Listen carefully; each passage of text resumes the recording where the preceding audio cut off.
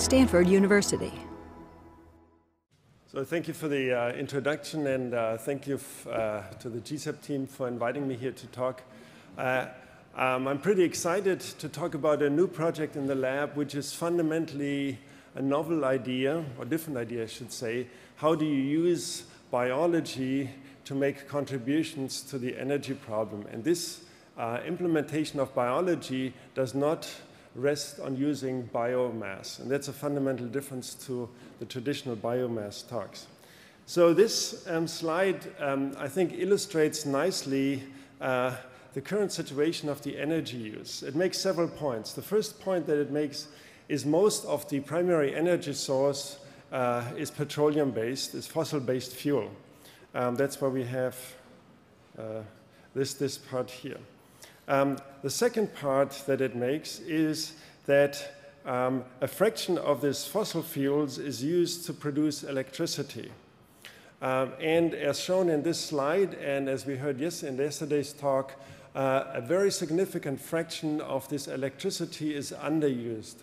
On one hand, there's capacity. On the other hand, there is sort of less efficient use there. So we have, on one hand, fossil fuels being primary energy source. On the other hand, a large amount of electricity. The third point that this slide makes is that the non-fossil fuel primary energy sources like solar, wind, and nuclear pretty much all feed into electricity. So what we do not have, or what we do have, is essentially a conversion of hydrocarbon or fossil-based energy into electricity. If the overall goal is, in a larger scale, to go away from fossil fuels as primary energy source and concentrate more on renewable, like wind, solar, and also nuclear as primary energy sources, there is a need to convert electricity ultimately in hydrocarbons or other compounds which have a high energy density and which are good transportation fuels. Moreover, in addition to using these hydrocarbons or these carbon compounds for combustion, is the need for these carbon compounds as chemical stocks for chemical synthesis. So there is this large pool of electricity that, in a sense, would need to be converted to chemical. So converting electrical energy into chemical energy. Now, the current bioenergy efforts all focus on using biomass and either converting these into a fuel or in a commodity chemical that can be used in industry. But biomass has a lot of issues ranging from efficiency, low efficiency, environmental implications, and competition for land, and so on and so forth. We are not going to use and deal with biomass as the primary energy source, but we are targeting electricity. And what we want to do is contribute a technology which is based on microbial activity that converts ultimately electricity into hydrocarbons, or that can be used as fuels or as commodity chemicals. And this process is called microbial electrosynthesis. This is the fundamental principle of microbial electrosynthesis. We have, if I can get the pointer to work, this is a microbial reactor which takes as an input electricity, electrons that are provided in form of electricity by a cathode, and uses CO2, atmospheric CO2, or in general any CO2 that is already in a circulation, and converts this under reduction reactions to transportation fuels, commodity chemicals, fine chemicals, where the use of this fuel or chemical in the end is CO2 neutral, because you can combust it, you can use it, you can let it decay. It doesn't matter because the carbon ultimately comes from atmospheric CO2. So this is a technology that produces essentially CO2 neutral transportation fuels or other fuels. I should say, though, that the problem of CO2 neutrality is basically being moved now to the primary energy source, which is wind, solar, and nuclear, which at this point are also CO2 neutral. So what is the fundamental principle of microbial cathodic biofuel reactors? In traditional microbial fuel cells, where there has been a lot of research done in the past 10 years, we have microorganisms, which are typically all green, oxidize organic matter, waste, or specific compounds. And these electrons that come from the oxidation, the microbial oxidation, are transferred to an anode. The anode is then coupled to a cathode, which then couples ultimately the electron flow to oxygen to produce water, so that the overall driving force for this process is the oxidation of organic matter with a reduction of oxygen. It's pretty much the same thing that happens when we eat breakfast or lunch, except it is partitioned due to the activity of some microbes to be able to interact with solid phases like an anode. And this energy that is then released during the transfer of electrons from an anode to a cathode is then used for electrical energy.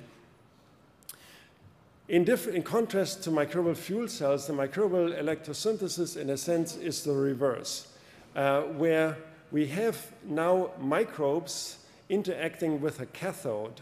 So the cathode ultimately provides electrons, and we're using microbial metabolism to reduce CO2 to compounds of interest. These can be hydrocarbons or other commodity chemicals which then can be used. The CO2, as I said, can come from the atmosphere or cement plants or any other sources of where CO2 is released. Now, in contrast to a fuel cell, there are two questions now. One is where the electrons come from, these electrons come from, and how much does it cost in terms of energy? There are at least two ways how you can think about the source of energy. The most abundant way is ultimately to use water as electron donor and oxidize water at an anode to produce oxygen, and then activate these electrons under the consumption of energy. That's the energy-consuming process, which is either solar, renewable, or nuclear, to a potential where these electrons can be utilized by microbes. On the other hand, you can actually couple this in a more intelligent way to, for example, the remediation of organic waste, where you have electrons that are still associated with carbon that are in a much more activated form. So you, in the end, need less energy to activate these electrons, to change the potential of these electrons to a redox potential here at the cathode that can be taken up by the cells. So that's fundamentally the idea and the principle how microbial electrosynthesis works. Now, the observation that microbes can take up electrons that are not their, so to speak, native food has been done actually in one important observation, which was from 1999 by Park and Zykers, that observed that Actinobacillus was able to utilize electrons from a cathode that are provided to the cells via a shuttle molecule, and the organisms could use this to reduce fumarate. But only actually in the last year, the groups of Bruce Logan and Derek Lovely showed that organisms like homoacidogens or methanogens in a community can grow or can metabolize CO2 when associated to a cathode and produce acetate or even methane. So these proofs of principles are very recent. And I should say this is extremely exciting because both methane as well as acetate, methane is already a hydrocarbon. It's the cheapest hydrocarbon, it's natural gas. There's an infrastructure how we can deal with natural gas. So the conversion of electrons in CO2 to natural gas is, I think, a very intriguing route. But also acetate is the precursor for fatty acids, is the precursor for isoprenes, and therefore the precursor for rubber and terpenes and other compounds that are clearly of bioenergy or energy use. So what are the researchable questions and really the challenge? Why don't we have these reactors already in our basement or deployed in the field? Because there's a great grid distribution where we could tap into easily in the electricity. Well, the question really is, what is the fundamental science behind this uptake of electrons from a cathode, like a carbon-based cathode, into the cell? Is this a direct cell-cathode contact? What are the molecular players, the coenzymes, cofactors, the genes that are involved in that? what is the uptake of electrons via shuttle molecules that might be completely different biochemistry, what controls the rate ultimately of this process. We do have somewhat of an idea about the CO2 reduction pathways, and I should say conceptually you can also need to think about CO2 reduction pathways that are associated with energy conservation in the organism, which has a great benefit because this can be selected, as opposed to CO2 reduction pathways that are associated with CO2 fixation for making more cell mass. And then a lot of other people are already engineering carbon pathways to convert ultimately acetyl-CoA, which is the biologically most important form to make these molecules that are of bioenergy interest into hydrocarbons and chemicals. So this is really the research front where we need a better molecular understanding to understand the process as well as the rate-limiting factors. This is our bioelectric chemical reactor. It's a very simple H cell with an anode on the left side and a cathode which is controlled by a potentiostat with a reference electrode in the compartment. In the right compartment, this is basically where we have the microbial reduction reactions and in the reduction reactions of CO2. And in the left chamber, we have essentially an anode which for just experimental purposes we use water. Again, the interesting aspect is really the cathode biochemistry. These are the platform organisms that we are working with. We are working with different methanogens because they make methane, with homoacetogens because they produce acetate, which is a valuable precursor. And we are also working with organisms that are genetically and biochemically fairly tractable.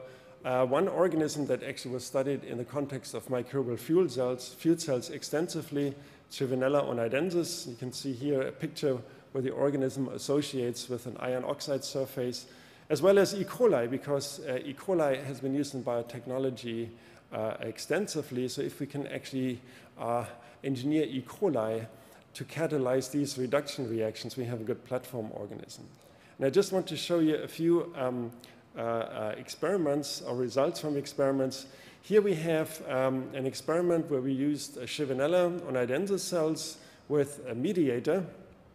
And you can see in purple, the purple line, if we can get this, this is essentially the consumption of current. This is current in milliamps, where upon addition of fumarate, which we use as an electron acceptor. And again, fumarate is not particularly interesting as a fuel, but it gives us a readout for how we can account for the electrons that enter the cell.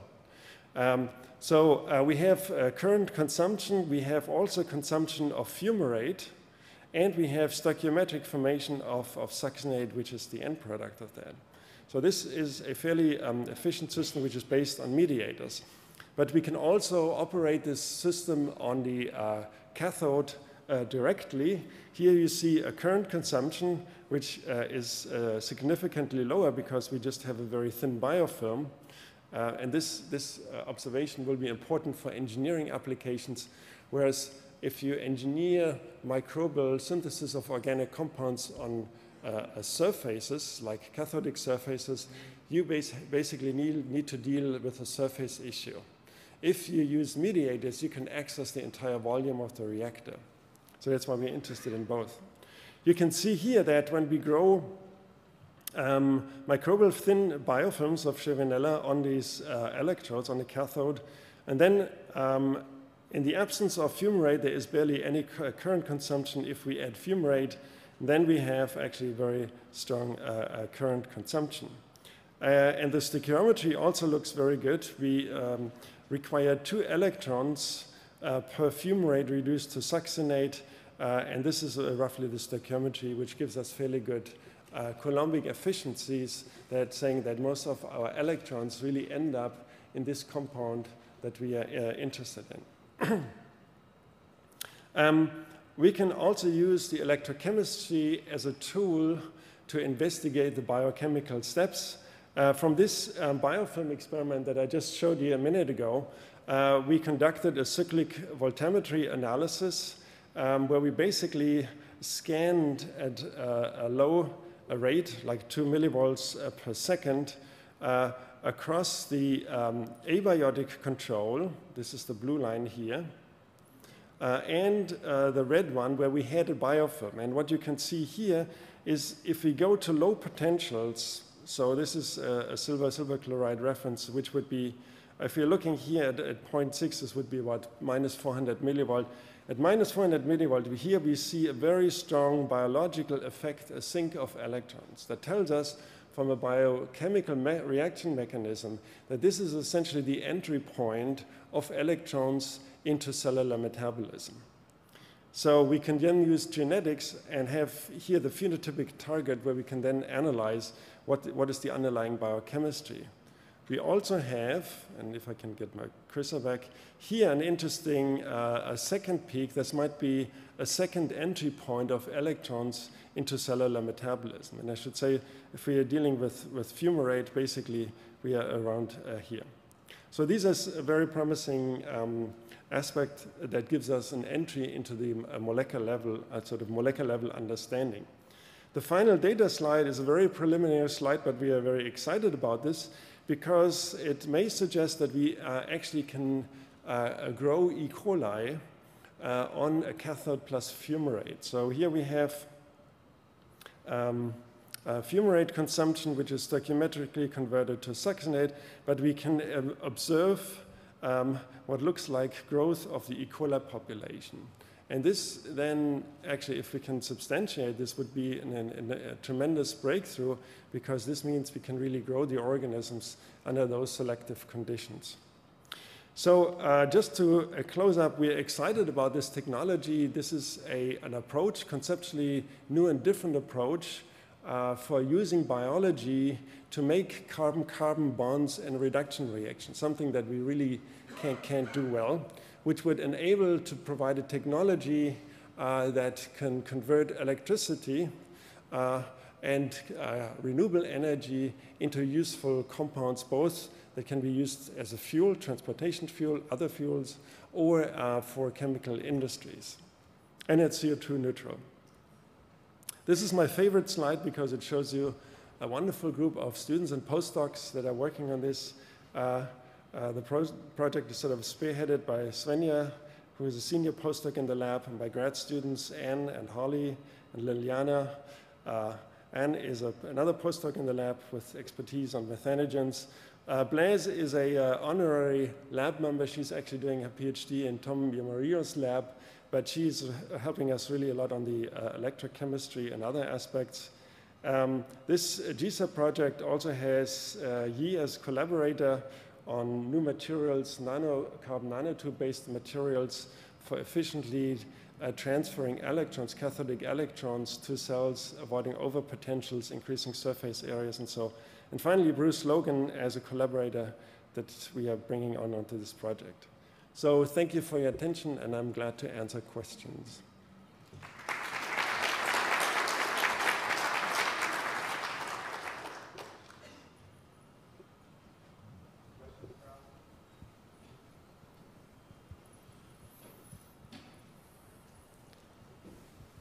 I'm Evan Hughes, Biomass and Geothermal Energy.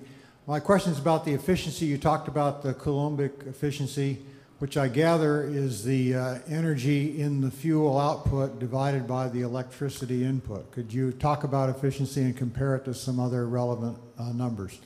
And so the energy, it's not the energy efficiency, it's the efficiency of recovering electrons. So we know what the electron input is and what fraction of electrons end up in the compound of interest. And that typically is in the range between 70, 80, or 90%.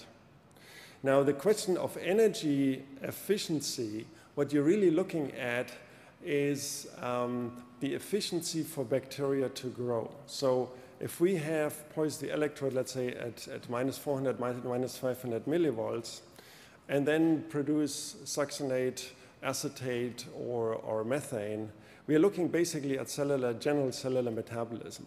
And that efficiency of energy sort of conversion of the potential of hydrogen, let's say CO2 to acetate, which is independent actually of this experimental setup. That's a biological, inherent biological property is around 60%. So bacteria, archaea, the energy conservation pathways are typically 60% efficient.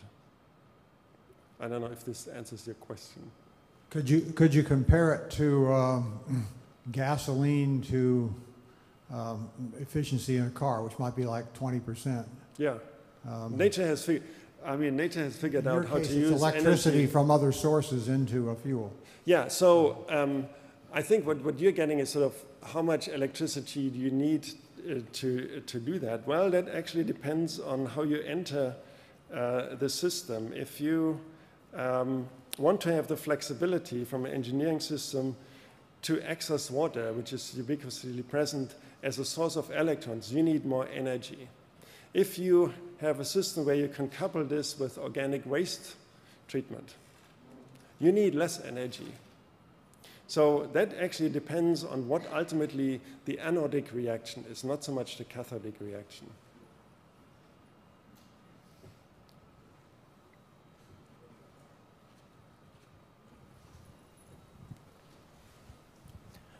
Dan Stack, chemistry. Could you speculate as to the natural electron mediator with your biofilm?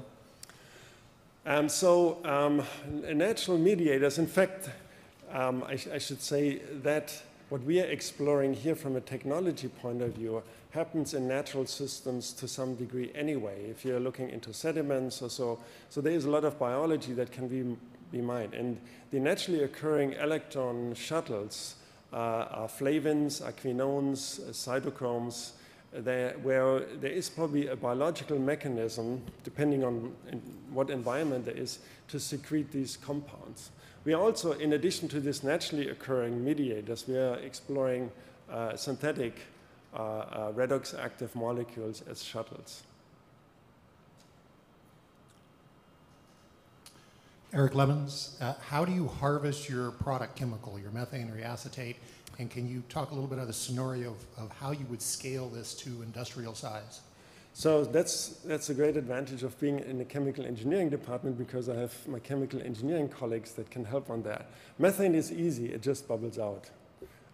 Acetate, you probably don't want to recover acetate, but engineer pathways from acetate or its biologically activated form, acetyl-CoA, to make a hydrocarbon. If you're making the second generations like butanol, isobutanol, or even longer chain carbons, they need to be recovered sort of in a similar way. But the scaling is the same. This is the same scaling problem that you have with traditional bioenergy efforts. So if you convert cellulosics to butanol, you have the same separation issue. So there's nothing fundamentally different in a sense.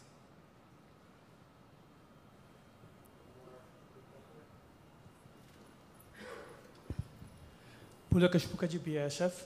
Could you give some idea as a comparison how this biofilm, the potential needed compared to other reduction of CO2 to chemicals, like say you can use electroactive catalysts like pyridines and others which can also do it. So what is the advantage and the over potential that you get? Well, the over potentials, obviously we want to work with low over potentials. That's why our specific interest is in understanding the molecular basis of accessing electrons of biofilms that grow on these surfaces. We need to understand the molecular mechanism, and we can essentially titrate the potential. The shuttles give us a good way, and also the sort of new surface chemistry, to avoid over potentials, to more or less enter at exactly the level into cellular metabolism where the redox active cofactors, cellular cofactors, are reduced. So that actually this reaction can be reversible, but then the consumption of these electrons in the metabolism make this overall step reversible. So it is really finding out what nature has figured out, because there's a lot of selective pressure, and in fact, if you're operating this, you can play God, right? You can set the potential at a certain level, and then ask sort of in a screening or isolation way which organisms actually can use electrons at that potential. because it gives you immediate fitness and growth for the organism. So there's actually a lot of room for creative engineering and finding new mechanisms.